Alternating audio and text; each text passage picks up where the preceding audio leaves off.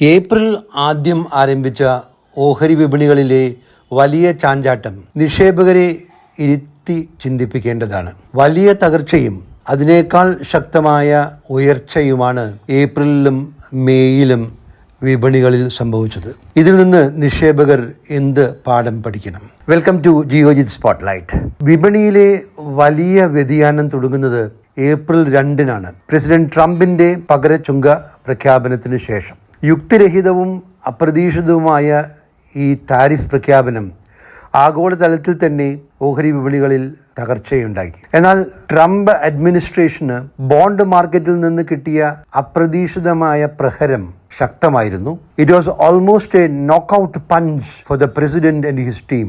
അടിയിൽ നിന്ന് പാഠം പഠിച്ച ട്രംപ് അഡ്മിനിസ്ട്രേഷൻ പകരത്തീരുവകൾ 90 ദിവസത്തേക്ക് മരവിപ്പിച്ചു. And the markets rallied smartly.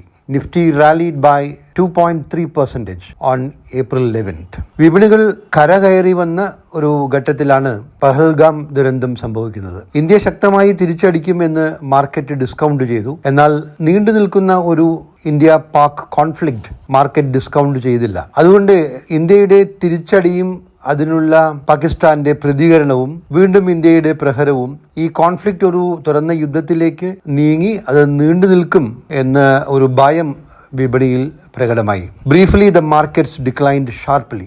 എന്നാൽ വീണ്ടും ഏതാണ്ട് അപ്രതീക്ഷിതമായി തന്നെ ഇരു രാജ്യങ്ങളും തമ്മിൽ ഒരു വെടിനിർത്തൽ പ്രഖ്യാപിച്ചതോടെ വിപണി ശക്തമായി കുതിച്ചു.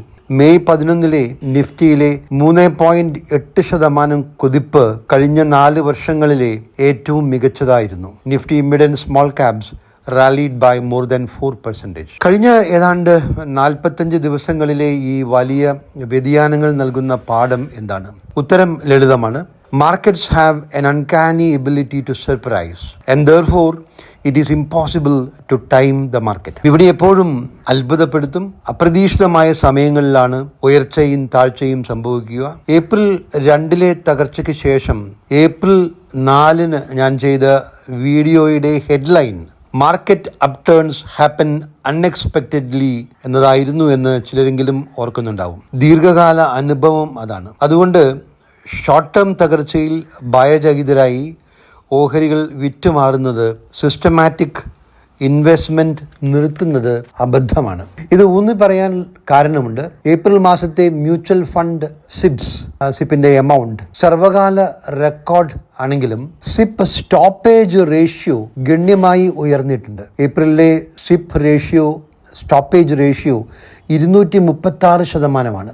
മെച്യൂർ ചെയ്ത സിപ്സും നിർത്തിയ സിപ്സും കൂടിയാൽ 1.36 കോടിയാണ്. ഇതിൽ വലിയ വിഭാഗം വിപണി ചാഞ്ചാട്ടങ്ങളിൽ ഭയന്ന് പുതുതായി വന്ന നിക്ഷേപകർ സിപ്സ് നിർത്തിയതാണ്. ഇത് വലിയ അബദ്ധമാണ്.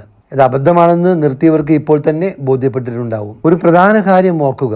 F&O ട്രേഡിങ്ങിലും ഇൻട്രാഡേ ട്രേഡിങ്ങിലും വെരി ഷോർട്ട് ടേം ട്രേഡിങ്ങിലും കനത്ത നഷ്ടത്തിന് സാധ്യതയുണ്ട്. എന്നാൽ ഒരു 4 വർഷ കാഴ്ചപ്പാടിൽ നല്ലൊരു ഡൈവേഴ്സിഫൈഡ് ഫണ്ടിലോ ഹൈബ്രിഡ് ഫണ്ടിലോ SIP ചെയ്താൽ നഷ്ടത്തിനുള്ള സാധ്യത ഏതാണ്ട് 0 എന്നതാണ് അനുഭവം. Data shows that. എന്നാൽ മികച്ച ലാഭത്തിനുള്ള സാധ്യതയുണ്ട് എന്ന് പ്രത്യേകം പറയേണ്ടതില്ലല്ലോ. This is important. ഇപ്പോഴത്തെ വിപണി ട്രെൻഡിന്റെ 2 പ്രത്യേകതകൾ ചുരുക്കി പറയട്ടെ. ഒന്ന്, വിപണിയെ ശക്തമായി നിർത്തുന്നത് തുടർച്ചയായ FII ഇൻഫ്ലോസ് ആണ്. ഈ മാസം ഇതുവരെ FIIs നിക്ഷേപിച്ചത് 23,800 കോടി രൂപയാണ്. Domestic mutual funds also are sitting on huge cash pile, almost 7% of their assets under management. This has the potential to impart resilience to the market. ഈ മാർക്കറ്റ് കൺസ്ട്രക്ട് പോസിറ്റീവ് ആണെങ്കിലും വിപണിയിൽ valuation comfort തീരെയില്ല. Market is trading at premium